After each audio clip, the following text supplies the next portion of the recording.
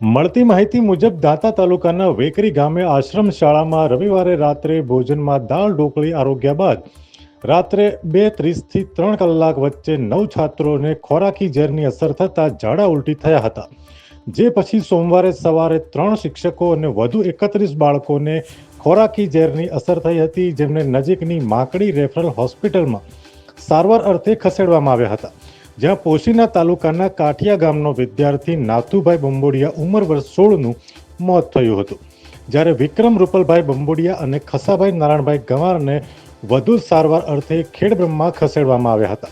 ઘટનાની જાણ થતાં સવારથી જ બાળકોના વાલીઓ માકડી હોસ્પિટલ ખાતે દોડી આવ્યા હતા, જ્યાં બાળકના મોતની ઘટનાને લઈને ભારેલા અગ્નિ જેવી સ્થિતિનું નિર્માણ થવા પામ્યું હતું.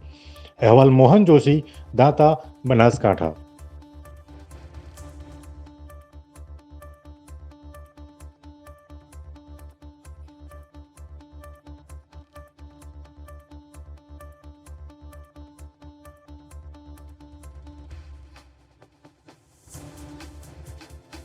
અમે તમને આપીશું પળે-પળના સમાચાર. જો તમે અમારા નિર્ભય માર્ગ ન્યૂઝ ચેનલને સબસ્ક્રાઇબ કર્યું નથી તો અત્યારે જ નીચે આપેલા આઇકોન બટન પર ક્લિક કરીને સબસ્ક્રાઇબ કરો અને શેર કરવાનું ભૂલશો નહીં.